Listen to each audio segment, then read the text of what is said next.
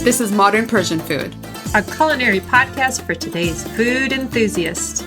We talk about classic Persian flavors, modern recipes, and embracing culture and identity through food. I'm Bita. And I'm also Bita. Welcome to our show. Hi, everybody. Welcome to episode 127. Today is International Day of the Woman, and we are honored to have a first-generation woman-owned entrepreneur on the show today, Zahra Tabatabai from Back Home Beer. We are excited to showcase Zahra and the awesome beer that she is producing. She's based out of Brooklyn, New York, and showcases Persian ingredients in her unique beers. Zahra, thank you so much for joining us on the show. Welcome. Thank you. I'm really excited to be on the show, and thank you for having me.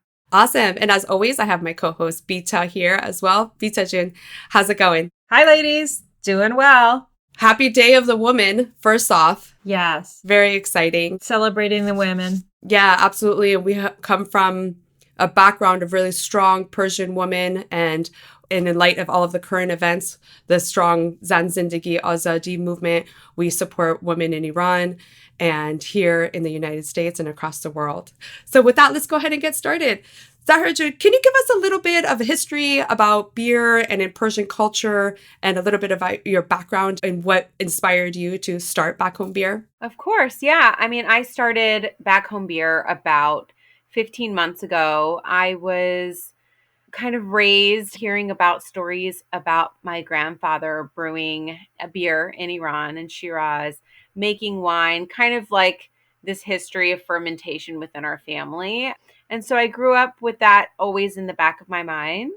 And I had a passing comment from my grandmother a couple years ago saying like, oh, she just wished she had the taste of his beer one more time. And I thought to myself, well, that can't be, too hard. So I took up some classes at a homebrew shop and I watched a bunch of YouTube videos and I started to make beer in my apartment with a lot of influence and inspiration from Middle Eastern flavors because I felt like that really was underrepresented in beer. Mm-hmm. And so I was using things like limu amoni, which is the dried black limes, and zedeshk, which is barberries, and things that are just really distinct to Iranian culture and Middle Eastern culture in general. And so it really just started as a home project and really developed in COVID into something where I thought, hey, maybe I can actually do this professionally and start a business. And so that's kind of how it all developed over time. How cool. I'm so interested in learning and hearing more about these unique ingredients and the Persian ingredients that you've incorporated into your beers. So why don't we jump right in? Tell us about the Black Lime Limu Amani wheat beer.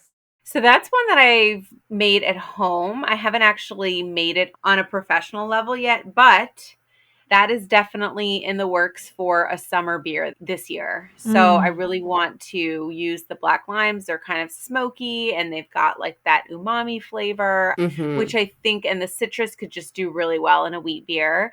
So far within Back Home Beer professionally, I have brewed with blue salt that comes from Semnan, Iran. It's in the northern part of Iran. That's for the blue salt lager, which is the most popular beer that I have.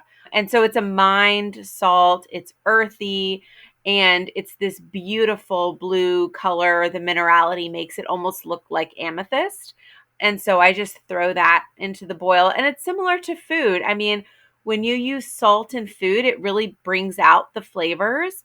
And I think it does the same thing in beer. So I think that it just kind of brings out the best flavors in the beer. Love it. It's not salty, though, when you drink it, right? It's really not. No, the salt really builds on the palate after a few sips. But I definitely would not call it a salty beer, for sure. But I think it really just brings out the best characteristics of the flavor of the beer. And, you can definitely have a few of those, especially on a summer day. I also have a sumac goza, which is a cured sumac. The sumac comes from Turkey. The sumac is packed in salt, and it also sits on almost 1,000 pounds of albalu, which is the sour cherries. Oh my God. So it is like the beer is this beautiful rich red color. Wow. And it is just delicious. It's a really tasty beer. And I would say those two are really kind of my core flagship beers that I sell the most. That's so cool. Yeah, what's the sumac one called? It's called Sumac Goza, Gose, which is the style of the beer, which a Goza is basically like a sour, salted beer. I didn't put any salt in it because the sumac is cured in salt. So I really wanted the salinity to come from the sumac in that beer. But I would say that between that and the sour cherries, it's just like it's a great flavor profile in that beer. That sounds delicious. What do you know about your grandfather's brewing? It's limited in what I know. I just know kind of what he grew in the yard, some of the ingredients he was using. The lager, I based a lot on flavor memory of my family. So they tried 4 or 5 different versions that I had made before landing on this exact recipe. So, he died when I was very, very young. So a lot of what I know is just things that have been passed down from my mom, her sisters, my grandmother. I was raised around 4 sisters, my mom and her 3 sisters, and my grandmother, all within like a mile radius of us. So, so special. Strong women, great cooks, a lot of nights in the kitchen. And a lot of what I was raised around was food and drink, which I think is probably similar to many people, many Iranians.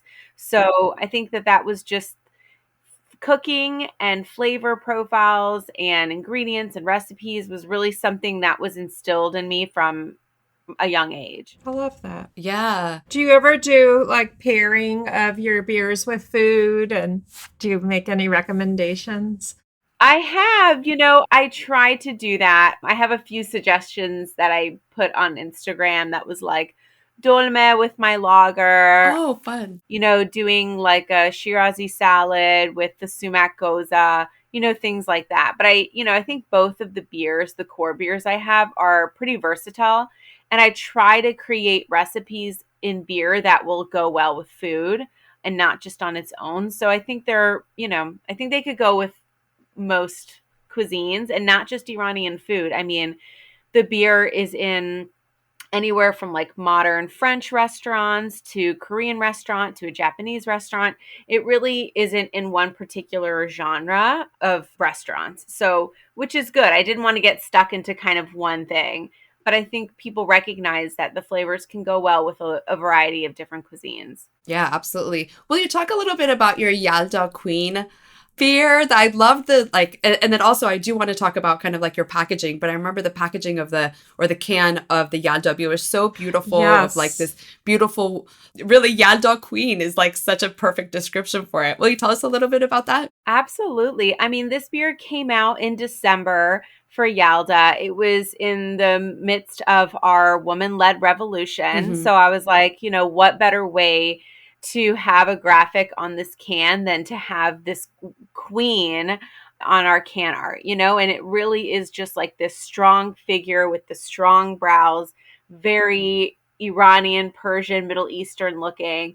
And I felt like it was like, it represented, for Yalda, it's basically the triumph of light over darkness. And so that's really what I wanted to show in the can as well, it was like this dark can, but this beautiful, bright woman. And I wanted to say that basically she will triumph over the darkness. And so it was kind of this multi-layer meaning behind Yalda Queen. And also it was a pomegranate flavored beer. And as we know, pomegranate has a little crown on its head. Yeah. And so that was also another part of it, was putting a crown on her head, also represented the pomegranate and how, that's something that we eat on Yalda night. So it was definitely kind of a few different layers within that design. Clever. So was it a limited feature? Yes. So that's just for the winter months. I still have Yalda Queen. I only brewed it once, but I did a super large batch of it so that it would last through the winter months. The can was designed by an Iranian woman. I love it. All of my cans actually have been designed by Iranian women, which I think is also very important for the brand and also to highlight some extraordinary talent within the Iranian community, and especially with the women. Yeah, absolutely. I hope you bring it back every year. I want to try some. I will. I will. I definitely will. Well, do you have a personal favorite, or are you, non-biased? I like Persian Blue. I think it's classic. It's clean. It reminds me most of my grandfather and my family, who will put a pinch of salt in their lager or pilsner before they drink it. I'm Wow. sure you guys know that too. A lot of people in the region will put just a little pinch of salt in their beer before they drink it. So I think that one I have the most connection to for sure. Thank you. Enjoy Spice of Life, today's sponsor, a woman-owned business we're featuring on the Day of the Woman. Do you ever get a hankering for ghormeh sabzi but don't have all day to make it? Spice of Life has the solution with fresh herb and bean sauce. It's good for you and good straight out of the jar. There's an eggplant tomato sauce too. Get both at enjoyspiceoflife.com. That's enjoyspiceoflife.com. Use special offer code Modern Persian for 20% off your order. I think that some people who are listening who maybe don't know a lot about kind of the history of Iran and Persian history may have questions about beer being part of the culture. Persian culture has been around for a long time. So is there anything about kind of like the history of beer or anything that you can kind of share with us or share with our listeners who may not know? They may just associate, okay, well, why would there be beer coming from Iran based on kind of just like the situations of current events? Is there anything that you can kind of like just shed some light on just kind of like the history of beer and in Iran? Yeah, definitely. I mean, this is a big part of why I'm also doing this, is to change the narrative around alcohol in the region. What people don't realize is that the Middle East has thousands and thousands of years of history with fermentation, So they were making beer and wine and alcoholic drinks for thousands of years before it was banned. Also, what was interesting for me to find was archaeologists from the Smithsonian within the last 10 years uncovered the earliest chemical evidence of barley beer brewing, and they found it in what is now the Zagros Mountains of Iran. So we are truly the originators of barley beer brewing. So I think it's unfair for people to categorize Iran and the Middle East just based on the last 40 years. And they need to realize that the region, they are the originators of beer and fermentation going back to the Sumerians thousands and thousands of years. And I think that was also something that I learned in this process. And so it was really important for me to make sure that I shared that narrative and tried to change that, whenever I go on sales meetings or tastings, and I share that bit about our culture as well. Yes, it's so interesting. Such a long, deep, rich history. Yes. That, it's really part of our mission to bring light to more than just the current events. So exactly. Really appreciate what you're doing with that. Yeah, you're doing such a great job. We're really excited for you in Back Home Beer. It sounds like you guys are really growing and people are loving it. Where can people, try some? So currently the beer is available throughout New York City, different beer shops, bars, restaurants. And outside of New York City, I also have the beer available in Washington, D.C., also in some restaurants and beer shops. I'm working on some shipping options so that I can finally get it out to people outside of the East Coast, because I think the number one question I get in DMs or comments is, when is the beer coming to California? Yeah, exactly. And I'm like, oh my gosh, I'm really working hard to get my inventory up, and I'm able to brew more so that I can provide beer outside of New York City and DC, which is really my goal for this year. What does production look like? Are you doing it back home in your in your backyard right now? Oh my gosh, that would be insane. I was for a little bit, like when test batches for sure, but now I rent tank space from an existing brewery. Okay. And I essentially brew there, package there, and do everything on site at that brewery. So space is limited because they have to brew their own beer. Mm-hmm. And so if they have to brew more and more beer, I'm kind of the first person off the schedule because they have to focus on their beer first. So that's a bit tough. That's why, end goal is to be able to ramp up my inventory, but ultimately I'd like to have my own production and facility, brewery, tap room. That's ultimately where I'm hoping to be headed. Well, you go, girl, and let's hope that you have the tasting, counter, so that next time we visit, we can have a flight of back home beers. I hope so too. Can't wait. Yeah. Well, as you know, there's a segment at the end of our show that we call Ask the Beats, where we take questions from listeners that they've sent in or messaged us with. But since we have you on the show today, do you have a question for Ask the Beats? I do. I want to know what got you both into food and interested in this space. Yeah. I mean, you were kind of alluding to it a little bit earlier, but, growing up in a Persian environment within a Persian family, I mean, food is like the epicenter of everything, really. It really is the way that kind of brings us all together, and a way that I feel like in our culture, really, you can show how much you care about someone or share your love with them is through food. Just the way that we kind of, or me personally, the way that I grew up and kind of having food as just kind of the center point. And it's just so delicious too, that is really kind of like what made me interested in it in the first place. Yeah. And also the platform that we're on now, podcasting, Beata and I both have had food blogs, and this podcasting now is just a platform for us to really share the beautiful flavors of Persian food, the unique ingredients, and also kind of the special features. We love having guests like you on the show. And also we do cultural spotlights where we can kind of share more in depth about Persian holidays. We have some great coverage on Yalda and a bunch of the different holidays and Nowruz coming up. It's really great. We love podcasting. We love sharing and inspiring others.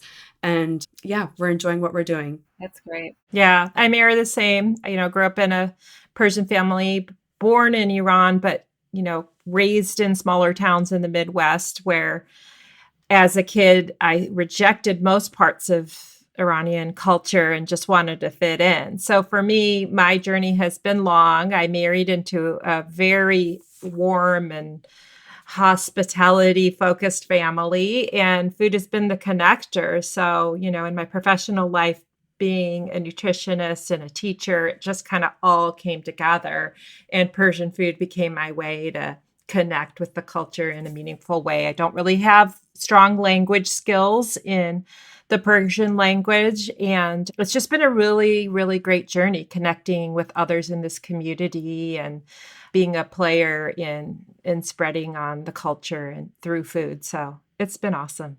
That's great. Yeah. And also, I have a hybrid family now, and food is one way that I can kind of continue the traditions and the flavors for my kids who are only half Persian now. So really, I look to food and sharing as a way to do that. That's a good point, because I'm the same situation. My son is half Persian. And so it is a good way for him to be connected a bit more with the culture and the traditions, and how I grew up is through the food. So, and he loves it, which is great. Yes. But yeah, you're right. I mean, it's tough when you do have, a mixed family, I feel like, to find that connection and that balance. But I think through the food is definitely a good way. It's like a common denominator for all of us. Absolutely. Yeah. It's the whole experience too. It's not just the food that you actually put in your mouth and taste. It's the whole experience of the table setting and like the sabzi khordan and, just like the accoutrement that goes with it, and then like gathering around it and the time it spends to make some of these dishes. It really is all encompassing. Yeah, and then going beyond food into some of the traditions, and we're going to do an episode on sofre and all the different kinds of sofre. So hopefully inspiring others to try to carry on some of the traditions, growing sabze and beyond. Yeah. That sounds great. Good. I mean, thank you for doing what you're doing too. Thank you. I appreciate that. Yeah, you're welcome. And best wishes to you, Zahra June. We wish you the best. We can't wait to see what great things you have in store. And thank you so much for taking the time to chat with us today. Of course. Thank you for having me. Until next time. Bye. Bye. You've been listening to the Modern Persian Food Podcast with Beata and Bita. Thanks for spending time with us. If you've enjoyed what you heard today, consider telling a friend or giving us a good rating. You can subscribe to our show for free on your favorite podcasting app or find us online at modernpersianfood.com or on Instagram for the recipes and information we talked about today. We'd love to hear your thoughts and see you next time!